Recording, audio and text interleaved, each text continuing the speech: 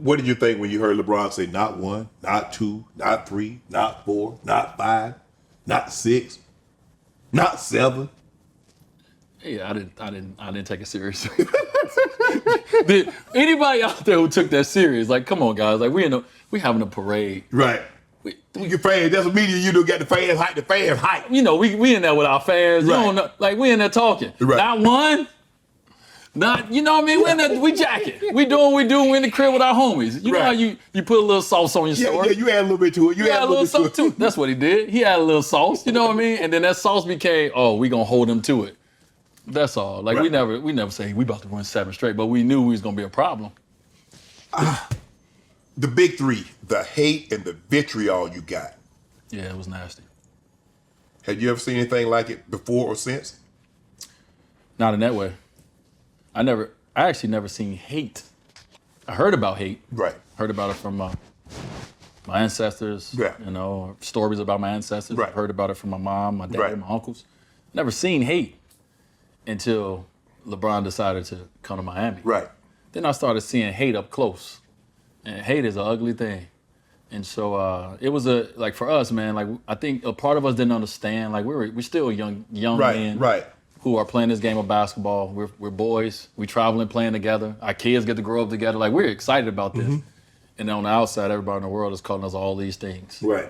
And so it wasn't a joyous year to play basketball at all. Right. And I think that was the one thing coming out of that year, even though we lost in it.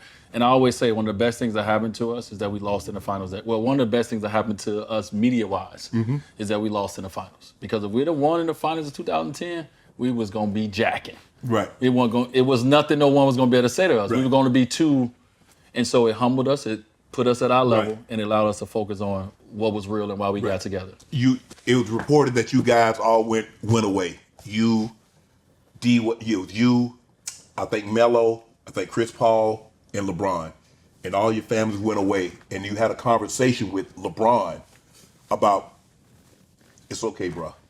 It's okay, bro. I need you to be you. No, I mean that's not how it happened. How it happened? Tell us how it happened. Well, first of all, it wasn't a CP and it wasn't Melo. Okay. It was the trip that everyone's talking about was just my wife, Savannah, LeBron, and a couple other friends of ours. Okay. And that was the trip where we started having different conversations. That was right after we lost. We had a couple weeks away, and then we had this trip planned, and we started having different conversations about why we lost, how we lost. Right. And I just was sitting there, as I always do. I sit and I listen, and I heard LeBron talk. And everything that I was getting from LeBron in that year, even though he had a great year, and even in that moment, was still hesitation. Mm-hmm. And so for me, I was like, okay, if we're gonna reach the level that we're gonna reach, and how I can help us, is to take that hesitation out of one of the game's greatest players. Mm-hmm. Because I watched him play. Right. And I know what he plays, how he plays when he has no, I shot 2 in a row. D-Wade ain't having a game. Yeah. You know what I mean? Like it's human nature. Right. Hey, D-Wade ain't had a bucket in a while. No, bro, press on. You that dude. Go be that dude. Wow. We gonna do what we gotta do to make sure that you good and we good. Because this is ultimately about what we all sat down and said we wanna do. We said we wanna win rings. Right. No one said that I needed an extra endorsement or you needed extra this. We wanted to win rings. So for us to win rings, in this day of age, you have to be who you are.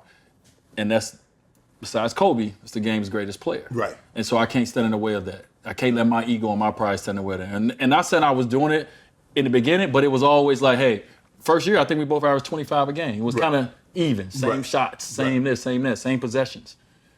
Coach don't need to worry about that. You don't need to worry about that.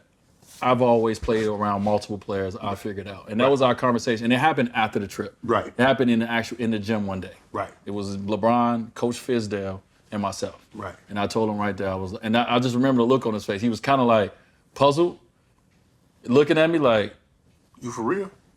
And I was, and so, but at that point, I'm saying like it had to be bigger than me, which was hard to do because we all come in like check the name on the back. Right.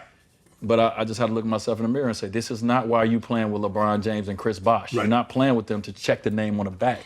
You're playing with them to check the rings on your finger. Correct. And so let's get to that. What happened in the Mavs series? Y'all better.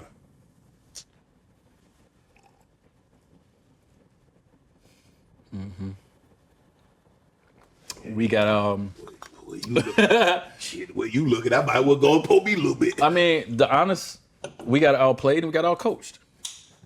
And if you go back and ask the players, you go back and ask Spo, he got the coaching staff got outcoached, and the players got outplayed when it came down to winning.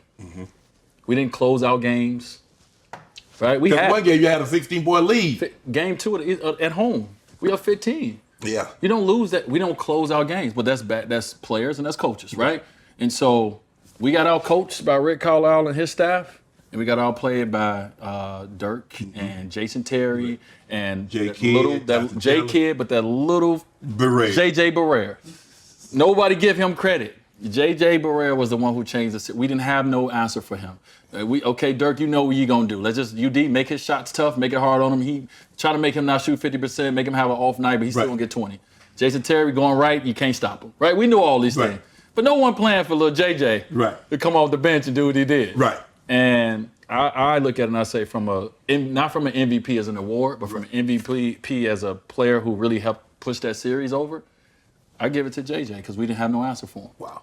And so we, as a team, like obviously LeBron struggled. We talk about the average 17 points a game. Yeah. Players struggled. Right. And what sucked about it is because of everything that was talked about and all this. But at the end of the day, me as a leader, Spo as a head coach, we got to do a better job to make sure that he's not struggling. How are we getting him the ball in certain places to make it easier for him? Because you know as a player, all you need is one thing to go your way and to turn everything around. We didn't do enough of that for a guy who was struggling. For whatever the reason is, we all have had our struggles. And so as a leader, I looked at it myself. I was like, you didn't do enough, D. Like, and you will see a clip where I'm cursing Brian out. I'm in his ear. I'm talking to him. But that probably wasn't the way I should have done it. Or maybe I should have done something else. And so we were more talented, but they were a better team.